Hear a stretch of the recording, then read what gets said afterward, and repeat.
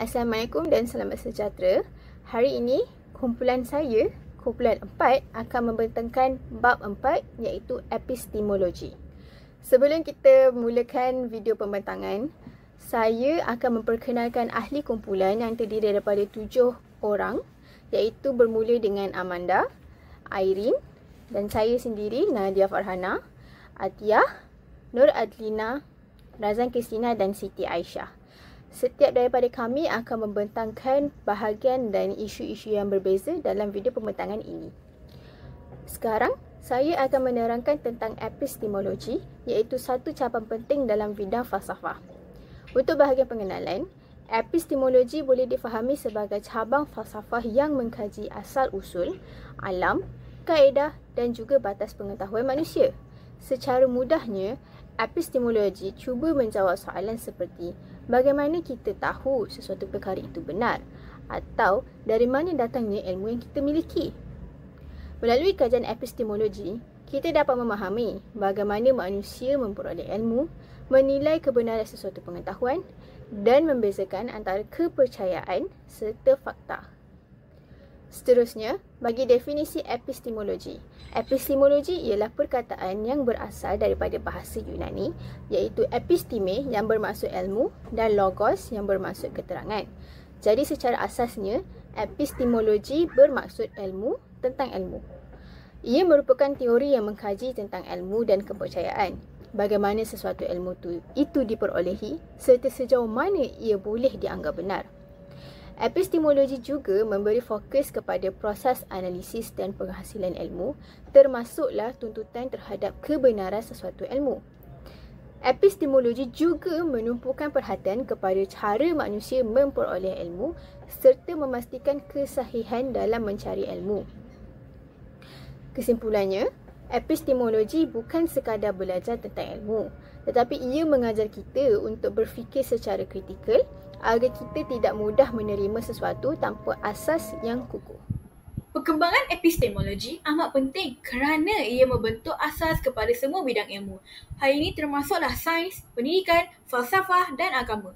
Tanpa memahami bagaimana pengetahuan ini diperoleh, manusia tidak dapat membezakan antara kepercayaan, pendapat dan kebenaran yang sahih.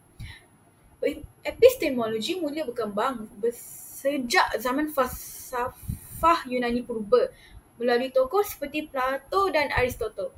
Kemudian pada zaman moden, ia dikembangkan lagi oleh ahli falsafah seperti René Descartes dan John Locke. Daripada situ muncul pelbagai teori yang berusaha menjelaskan bagaimana manusia memperoleh ilmu dan menilai kebenaran. Seterusnya, kita beralih kepada teori epistemologi. Teori epistemologi membincangkan tentang bagaimana manusia memperoleh pengetahuan yang benar dan boleh dipercayai. Dalam falsafah, teori ini amat penting kerana ia membantu kita memahami sumber utama ilmu. Sama ada datang daripada akal fikiran, pengalaman atau kedua-duanya sekali. Hal berikut merupakan antara contoh-contoh teori dalam teori epistemologi. Terdapat 2 aliran utama dalam teori epistemologi yang akan kami jelaskan pada hari ini, iaitu aliran rasionalisme dan aliran empirisme. Pertama sekali, iaitu aliran rasionalisme. Aliran ini menegaskan bahawa ilmu yang sahih diperoleh melalui akal yang rasional. Antara ahli falsafah yang terkenal dengan aliran ini ialah Descartes, Leibniz dan Spinoza. Menurut mereka, dia tidak semestinya memberikan gambaran yang sebenar tentang realiti. Oleh itu, pengetahuan perlu dibentuk semula secara kritis dengan menggunakan pemikiran tulen, asas dan aksiom yang pasti benar. Contohnya dalam bidang matematik atau logik, seseorang boleh mengetahui sesuatu kebenaran hanya melalui akal fikiran tanpa bergantung kepada pengalaman dia. Selain itu ialah aliran empirisme. Aliran ini menyatakan bahawa ilmu yang sahih diperoleh melalui deria yang 5 seperti penglihatan, pendengaran, sentuhan, rasa dan bau. Antara ahli falsafah utama aliran ini ialah John Locke, George Berkeley and David Hume. Mereka menekankan bahawa minda manusia ibarat lembaran yang kosong atau tabula rasa yang akan diisi oleh pengalaman yang datang daripada diri. Oleh itu, persaksi terhadap pengalaman sensori dianggap sebagai sumber pengetahuan yang benar kerana melalui pengalamanlah manusia dapat membentuk kefahaman tentang dunia sekeliling. Seterusnya, saya, Siti Aisyah Elisa binti Yahya akan menerangkan tentang kaedah dan perolehan ilmu. Terdapat banyak aliran dalam epistemologi. Antaranya ialah rasionalisme, iaitu pandangan bahawa pengetahuan diperoleh dari akal dan logik. Kedua, empirisisme, iaitu pengetahuan yang datang dari pengalaman dan pemerhatian panca indera. Ketiga, skeptisisme, iaitu keraguan, penangguhan, penghakiman sehingga bukti yang meyakinkan ditemui. Dogmatisme ialah apabila kita menerima kepercayaan tanpa soal dan bukti. Intuisi dan ilham pula ialah pengetahuan yang hadir secara spontan. Kearifan tempatan ialah pengetahuan dan amalan bijak yang diwarisi dari budaya setempat. Dan akhir sekali, hikmah ialah kebijaksanaan hidup yang terdapat dua klasifikasi epistemologi, iaitu klasifikasi ilmu barat dan klasifikasi ilmu Islam. Klasifikasi ilmu barat melibatkan sains kemanusiaan dan ilmu sains tulen. Contoh sains kemanusiaan ialah politik, ekonomi, undang-undang, pendidikan, komunikasi, linguistik, antropologi, psikologi dan juga sains sosial. Contoh sains tulen ialah biologi, fizik, kimia dan matematik.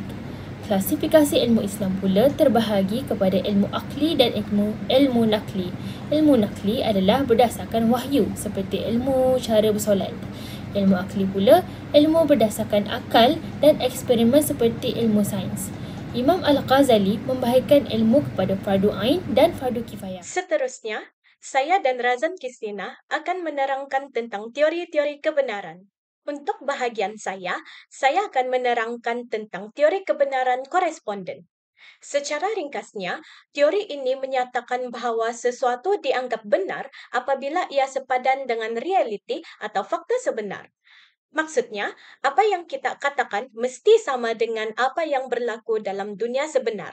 Contohnya, bila kita kata air mendidih pada suhu 100 darjah Celsius, kenyataan itu benar sebab memang terbukti dalam sains. Jadi, teori ini banyak digunakan dalam bidang sains dan penyelidikan yang memerlukan bukti untuk menunjukkan sesuatu itu benar. Seterusnya, saya akan menerangkan tentang teori kebenaran koheren. Teori ini lebih menekankan sama ada sesuatu idea itu konsisten atau selaras dengan idea lain yang telah diterima sebagai benar. Ia bukan bergantung pada bukti fizikal, tetapi lebih kepada sama ada hujah itu masuk akal atau tidak bercanggah. Sebagai contoh, semua manusia akan mati. Ali ialah manusia, jadi Ali akan mati. Kenyataan ini dianggap benar sebab ia koheren atau selaras secara logik.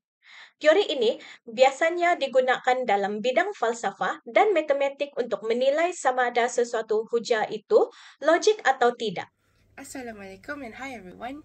Hari ini saya akan membentangkan dua teori, iaitu teori pragmatik, yang kedua teori agama dan tradisi. Okey, teori pragmatik menilaikan kebenaran berdasarkan kegunaan sesuatu idea dalam kehidupan sebenar. Jika idea ini memberi manfaat, ia dianggap benar. Contohnya, teori sains. Teori sains dikira benar apabila ia dapat digunakan untuk menghasilkan teknologi yang berfungsi. Teori ini diperkenalkan oleh tokoh seperti William James dan John. Mereka menekankan bahawa kebenaran boleh berubah mengikut hasil dan konteks. Teori kedua adalah teori agama dan tradisi. Teori agama dan tradisi pula menjelaskan bahawa kebenaran datang daripada wahyu ilahi dan ajaran agama. Dalam Islam, Al-Quran dan hadis menjadi sumber utama yang disampaikan secara mutawatir dan diterima benar oleh akal dan iman. Kebenaran dalam teori ini bersifat mutlak dan tidak berubah. Contohnya, seperti kepercayaan terhadap Tuhan dan hukum hakam dalam Islam. Assalamualaikum dan salam sejahtera, saya Airin dan untuk bahagian ini saya akan menerangkan tentang kesepaduan antara falsafah, agama dan juga sains. Kesepaduan bermaksud penyatuan dan hubungan antara pelbagai cabang ilmu supaya tidak dilihat secara terpisah. Dalam konteks ini, falsafah, agama dan sains saling melengkapi antara satu sama lain untuk membentuk pemahaman yang menyeluruh tentang ilmu dan juga kehidupan. Falsafah berperanan sebagai asas pemikiran yang rasional dan juga mendalam. Ia membantu kita menilai hakikat kewujudan, nilai dan juga tujuan sesuatu perkara melalui proses berfikir secara logik. Agama pula menjadi panduan utama manusia dalam mencari kebenaran mutlak. Ia berasaskan wahyu daripada Tuhan dan memberikan nilai moral serta arah spiritual dalam kehidupan kita. Manakala sains berfungsi untuk menjelaskan fenomena alam dan kejadian secara sistematik melalui kaedah pemerhatian dan juga eksperimen. Sains membantu kita memahami bukti nyata yang berlaku di sekeliling kita. Jadi, apabila ketiga-tiga bidang ini digabungkan, ia akan menghasilkan satu bentuk ilmu yang lebih seimbang di mana falsafah mengasah pemikiran kita, agama memberi nilai dan panduan dan sains pula membuktikan secara empirikal. Kesepaduan inilah yang kita mahukan untuk memastikan ilmu bukan sekadar fakta tetapi juga memberi makna dan tujuan dalam kehidupan manusia. Assalamualaikum warahmatullahi wabarakatuh dan salam sejahtera. Nama saya Atiyah Umairah binti Arazmi, nombor matrik A214582.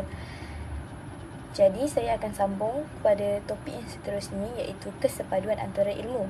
Pertama sekali, kesepaduan antara ilmu dalam konteks ini menunjukkan kita tidak lagi menggunakan satu ilmu sahaja iaitu monodisiplin, tetapi kita perlu gabungkan pelbagai jenis ilmu dalam satu isu. Ini dipanggil sebagai transdisiplin. Seterusnya, jika kita lihat daripada segi kelemahan monodisiplin, pendekatan ini mempunyai kedua kelemahan utama iaitu keterbatasan memahami isu dan juga sudut pandangan yang berbeza.